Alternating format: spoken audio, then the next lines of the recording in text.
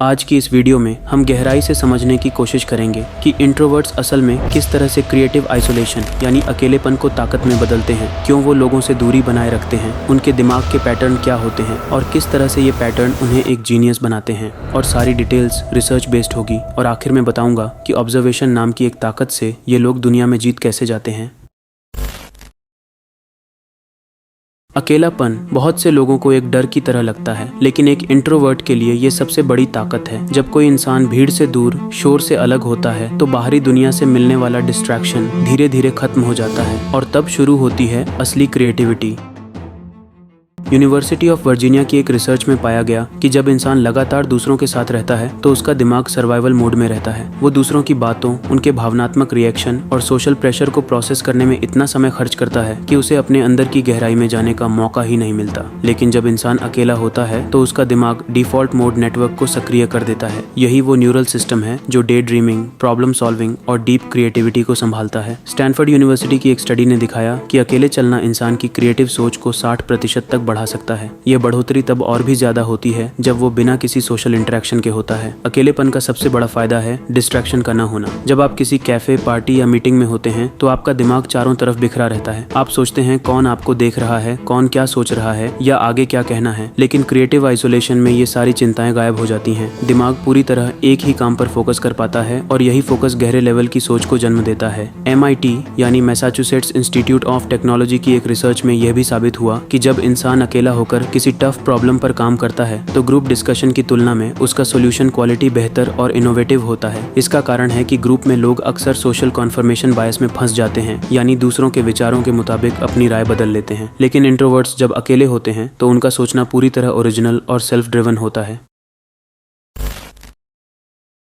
अक्सर लोग सोचते हैं कि इंट्रोवर्ट्स लोगों से बचते हैं क्योंकि उन्हें भीड़ पसंद नहीं होती, लेकिन सच्चाई इससे कहीं ज्यादा अलग है। ये एक सोची समझी रणनीति है जो उनके दिमाग की मानसिक ऊर्जा की प्रकृति से जुड़ी है। यूनिवर्सिटी ऑफ हेलसिंकी की एक स्टडी बताती है कि इंट्रोवर्ट्स के दिमाग में डोपामीन का रिस्पॉन्स एक्सट्रोवर्ट्स की तुलना में अलग होता है। डोपामीन वही न्यूरोट्रांसमीटर है जो हमें खुशी और उत्साह देता है, खासकर तब जब हम सोशल एक्टिविटीज में होते हैं। एक्सट्रोवर्ट्स के दिमाग में ये केमिकल बहुत तेजी से रिलीज होता है और उन्हें लोगों के साथ रहकर कूल महसूस होता है। लेकिन इंट्रोवर्ट्स के लिए ये रिलीज धीमा और लंबे समय तक चलने वाला होता है। इसका मतलब है कि थोड़ी सी सोशल इंटरैक्शन भी उनके लिए काफी होती है और ज्यादा इंटरैक्शन उनके दिमाग को ओवर स्टिमुलेट कर देता है। अमेरिकन साइकोलॉजिकल एसोसिएशन के एक रिसर्च के अनुसार जब इंट्रोवर्ट्स भीड़ में होते हैं तो उनका प्रीफ्रंटल कॉर्टेक्स, जो डीप थिंकिंग और डिसीजन मेकिंग का जिम्मेदार हिस्सा है, वो लगातार ओवरलोड में चला जाता है। ये ओवरलोड उन्हें मेंटली एग्जॉस्ट कर देता है और उनकी क्रिएटिव या एनालिटिकल सोच पर असर डालता है। इसलिए वो स्वाभाविक रूप से ऐसे माहौल से बचते हैं जो उनकी कॉग्निटिव एनर्जी को ड्रेन कर दे।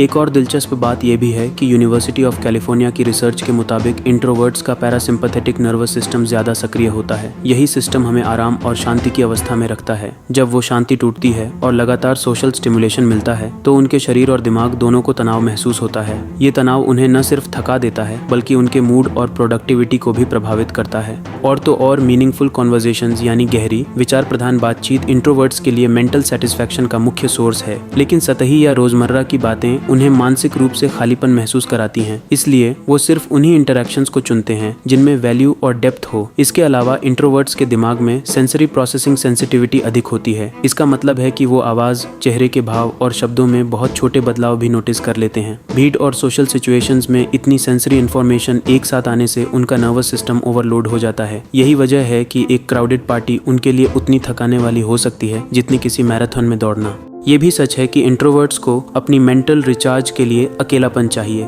एक्सट्रोवर्ट्स रिचार्ज होते हैं लोगों से मिलकर, लेकिन इंट्रोवर्ट्स रिचार्ज होते हैं अकेले रहकर। अगर वो लगातार लोगों से घिरे रहें तो उनकी प्रोडक्टिविटी, क्रिएटिविटी और मेंटल क्लैरिटी तीनों गिरने लगती हैं। बिजनेस और क्रिएटिव फील्ड में ये ट्रेट एक हिडन एडवांटेज बन जाता है। जब बाकी लोग नेटवर्किंग इवेंट्स और पार्टीज में समय बर्बाद कर रहे होते हैं, इंट्रोवर्ट्स अपनी एनर्जी बचाकर डीप वर्क में लगाते हैं। यही डीप वर्क उन्हें दूसरों से आगे ले जाता है क्योंकि उनके पास एग्जीक्यूशन के लिए एनर्जी और क्लैरिटी दोनों होती हैं। आखिर में लोगों से दूरी बनाना उनके लिए जीतने की रणनीति है। वो जानते हैं कि हर इंटरैक्शन की एक कीमत होती है, मानसिक ऊर्जा, समय और फोकस। इसलिए इंट्रोवर्ट्स सिर्फ उन्हीं इंटरैक्शंस को चुनते हैं जो उनकी ग्रोथ या उनके विजन में हेल्प करती है।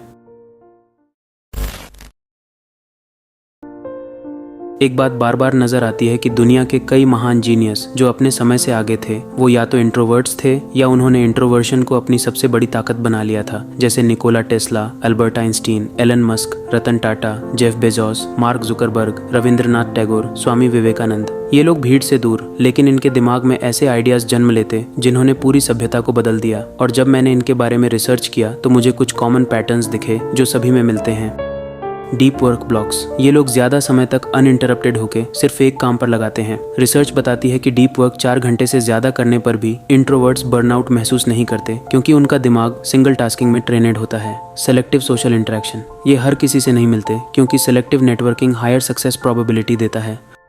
Observation skills. ये लोग बोलने से ज़्यादा देखते हैं। यही ऑब्जर्वेशन उन्हें उन पैटर्न्स को पहचानने में मदद करता है जो बाकी लोग मिस कर देते हैं। Self reflection. अकेले में अपने विचारों को टटोलना, वीकनेसेस और स्ट्रेंथ्स पहचानना। Regular self reflection higher strategic thinking देता है। Low need for validation. ये अपने काम का मूल्य बाहर से नहीं मापते, यानी लो एक्सटर्नल वैलिडेशन डिपेंडेंस का मतलब है high internal motivation, controlled public presence. Public exposure को स्ट्रिक्टली मैनेज करना ताकि डिस्ट्रैक्शन और पब्लिक प्रेशर उनके डिसीजंस को प्रभावित ना करे। Focus on long term impact. Quick fame या इंस्टेंट ग्रेटिफिकेशन की बजाय ये लॉन्ग टर्म विजन और सस्टेनेबल सक्सेस पर ध्यान देते हैं। इन पैटर्न्स का काम करने का कारण ये है कि इंट्रोवर्ट्स का दिमाग इंफॉर्मेशन को धीमे लेकिन गहराई से प्रोसेस करता है। साइकोलॉजिस्ट्स इसे डेप्थ ओवर ब्रेड्थ कहते हैं, यानी वो हर टॉपिक को सरफेस लेवल पर नहीं बल्कि कोर तक जाकर समझते हैं। ये गहराई उन्हें ऐसी क्लैरिटी देती है जो दूसरों के पास नहीं होती।